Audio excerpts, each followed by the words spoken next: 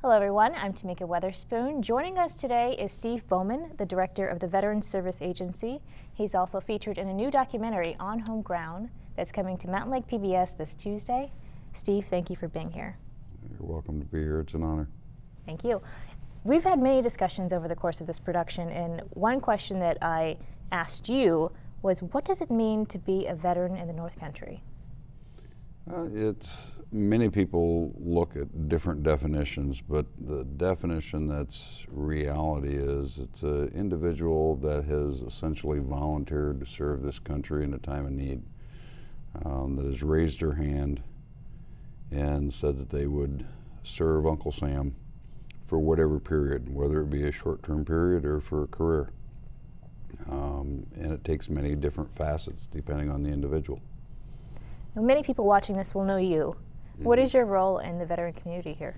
I am the director of the Clinton County Veterans Service Agency, where we help veterans and their family members with claims through the Department of Veterans Affairs.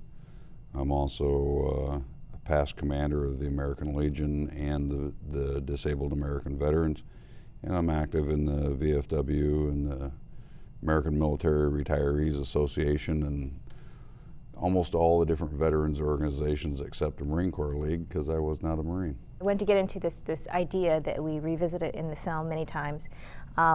There's a veteran community, and it's a part of the larger North Country community. How important is it to be, veterans recognized in this group, this community within the North Country? I think it's very important because the veteran community is a history of this county and is a history of the North Country. The North Country was settled through military purposes. You look at Plattsburgh Barracks that dates back to the 1800s. That has been a constant in this area for many, many years, almost 200 years. And most of your population in Clinton County is either veterans and or descendants of veterans.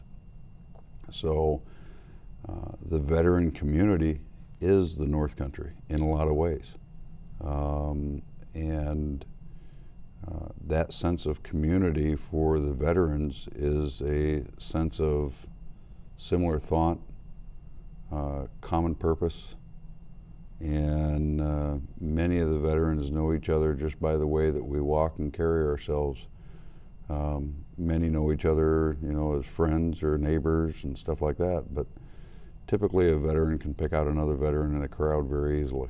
For civilians and veterans, I did see that there was sometimes a disconnect between the two groups. Mm-hmm. Now, how does that exist within our community that's founded within, this veteran community? I think the disconnect is really misunderstanding. If you don't have a veteran in your family, you don't understand their concerns, you don't understand their service, you don't understand the struggles that the family has gone through with that veteran gone from the daily lives of home living or in the community or whatever for a period of time. And your life experiences develop who you are. And if you've never experienced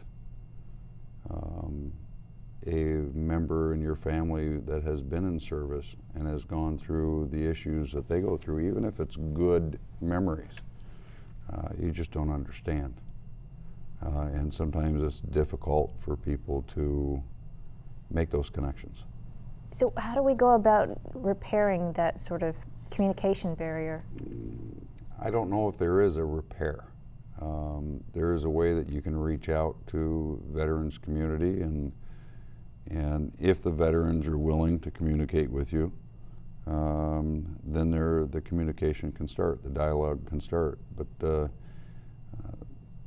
each group or era of veterans are a little bit different, but they all have that common bond that they serve.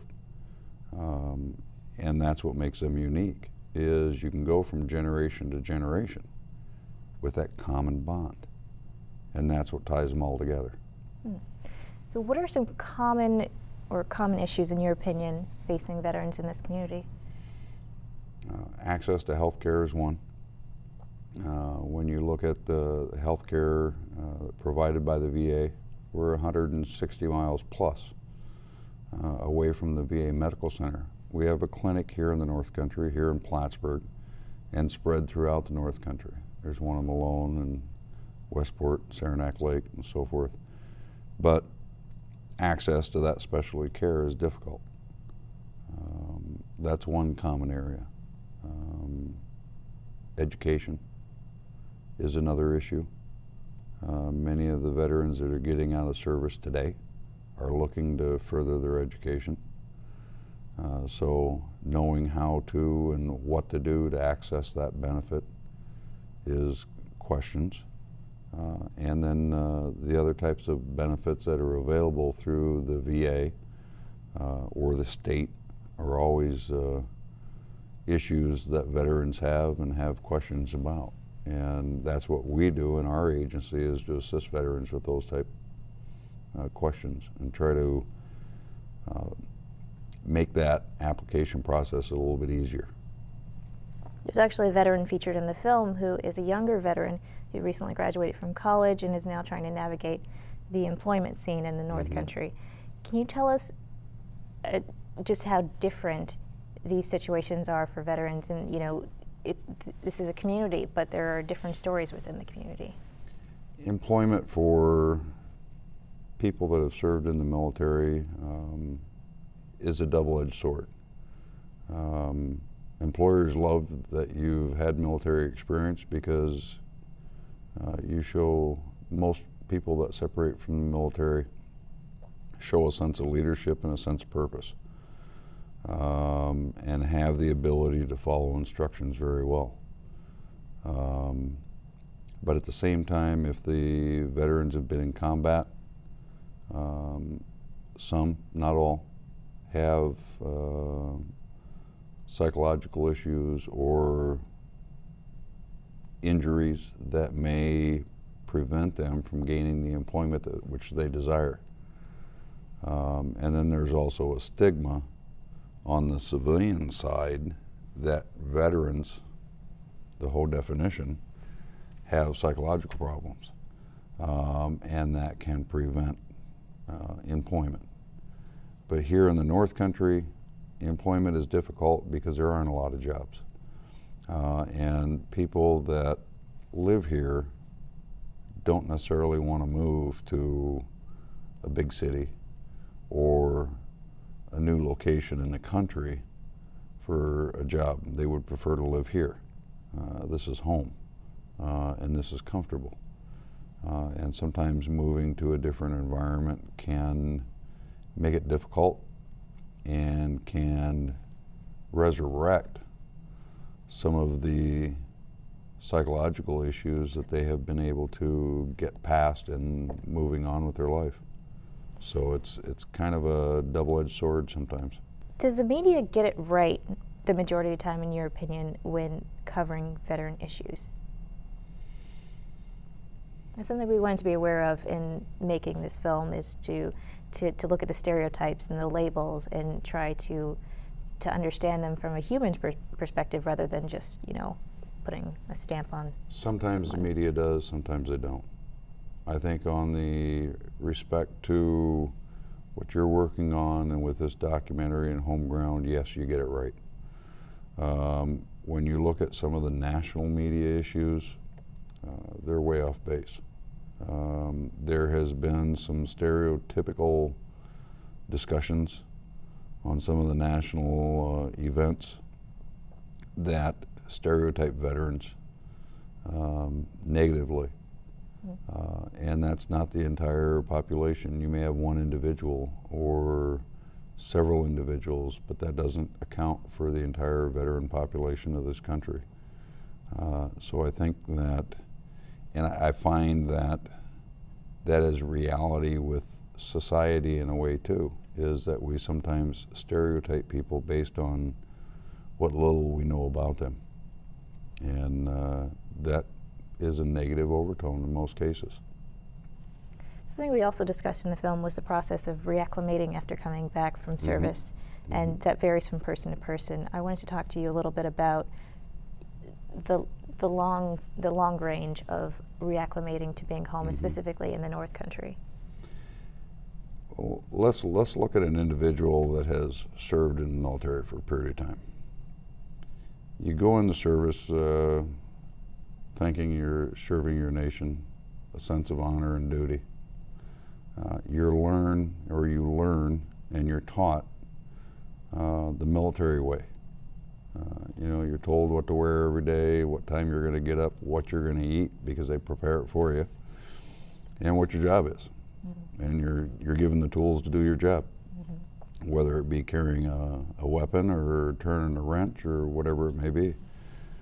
And that's what you do day in and day out. You go to bed at a certain time, you get up at a certain time, you wear the same clothes every day. Now all of a sudden, you're no longer in that environment. All of your directions and instruments that you've been given for the last few years has changed. And if it is after a period of time of combat where it's been a very stressful environment, you've had to rely on the person to the right and left of you to survive on a daily basis, and now you're home. And you don't have those people on either side of you anymore, and you don't have that daily, consistent, common things that you were doing from time to time. It's going to take some time to adjust. And everybody is different. Based on your own self-confidence and your own experience in life will dictate on how quickly or how slowly you're going to adjust. If you throw in medical conditions or physical conditions or psychological conditions on top of that, that can just compound the problem that much more. And sometimes the military doesn't do their own people any good because they don't provide them a good transition when they're leaving military service. Depending on the location and the organization you're from will determine on the type of transition they're giving. It's not consistent. And that provides what we've found a lot of difficulty for the young men and women that are getting out of service today, because the transition assistance that is mandated is not consistent, and that's difficult. How much understanding is it, just public knowledge of this process, and is it something that if there were more understanding that this is going to take time and there are different levels to reacclimating, do you think that would help the process? I think it may, but I think also you have to have people that have been there and done that to be able to talk to the people that are transitioning out. As what we know today, that most of the people that are conducting transitional assistance briefings at military bases are contractors. Okay? They're hired by a DOD to do this training. So they're essentially given a syllabus and said, here, this is what you got to do. How well are they going to connect with the individuals they're going to be talking to? And how much information, real life information, can they provide?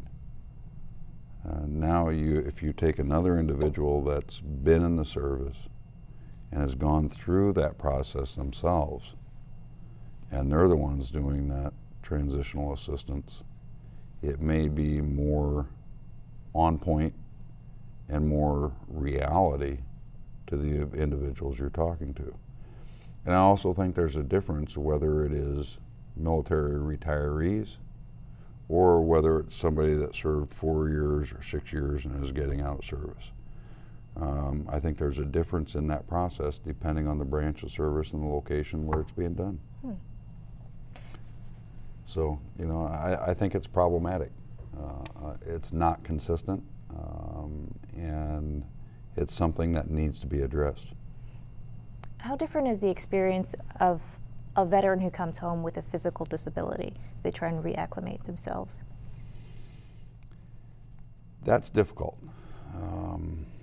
I look back at the clients that I've had over the last 11 years that I've worked in as the director of the Veterans Agency, and there are some that have acclimated well, but they had a good family support system here at home. And then there are some that have had great difficulty because they didn't have anybody at home, and they were coming back to the North Country because they're from here, but they didn't have a spouse or parents or brothers or sisters here, but they came back here. And sometimes that was a little bit more difficult for them.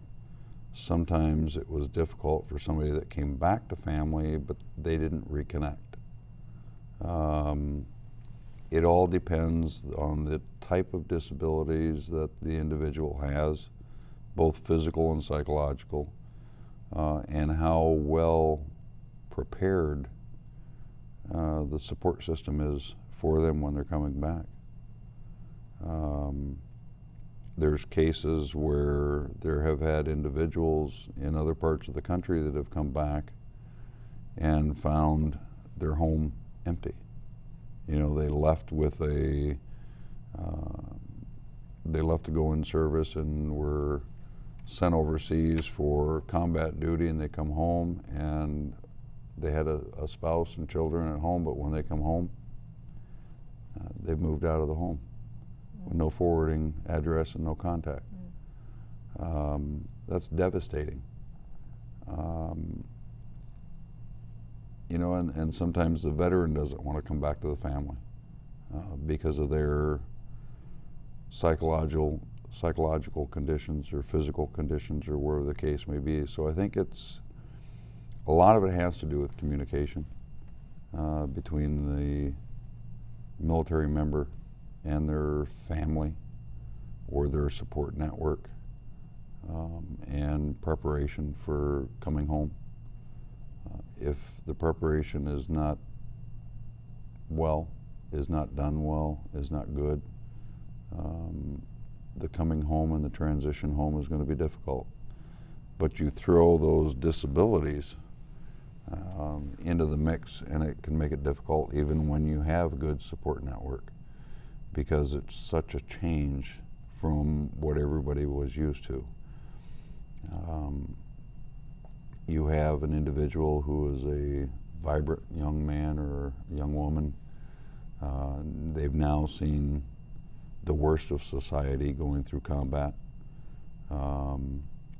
They've experienced hell, essentially, and now they've got to put that on a shelf and come back home to a loving family that doesn't totally understand what they did.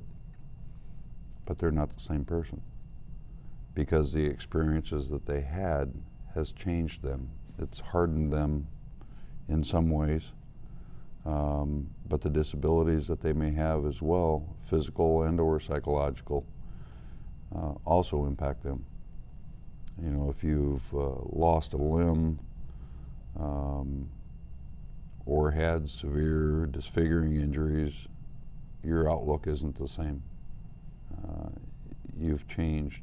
You know, you've felt that you're not worthy or you're not the same person. So that changes your own internal outlook. And now if you throw psychological conditions on that, whether it be traumatic brain injury or PTSD or something else, their vision is fogged. And they may not be able to see the right path. And hopefully we can assist with help clearing that and getting them to look positively into the future, because many a times they don't have that positive outlook because of their experience and their lack of support. After the VA scandal, there has been a lot of discussion about how to improve services for veterans. Is there any hope? There's always hope, and as a veteran myself, you have to have hope that our government's going to do the right thing. What we see so far from the new Secretary of the VA, Secretary McDonald, is that there is a big push right now to make sure that veterans that live in rural communities have some type of access to care, even if it's not VA care, that they're going to provide some type of VA oversight to care. We don't know what the total parameters of that are going to be yet, but it is in the process at this point right now. Whether that's going to assist our veterans in North Country, I really hope it does, because specialty care is difficult to access.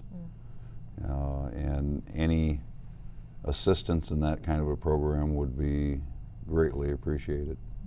I can probably guess the answer to this question, but when I called you on the phone, sort of proposing the idea of this film where we sort of follow 3 different individuals, their different situations, 3 veterans, and seeing what being home is like for those individuals, why did you agree to be a part of the film? As a voice from common ground. Let's face it, I'm comfortable sitting in front of the camera. I've done it many, many times. And many people in the veterans population knows me. I've had common access to a lot of people in Clinton County over the last dozen years that I've been involved with the veterans organizations and in this capacity as the director of the Veterans Agency. And I think it provides a common sense approach to what you're trying to do with the documentary. And I can see that just by the communications that we've had back and forth and stuff like that. So I agreed because I can be that voice for many of them that don't want to speak up for themselves. And I have no problem with doing that. So that's why I agreed. Well, I'm glad that you did. Thank you. Well, thank you for being here, Steve. You're very welcome.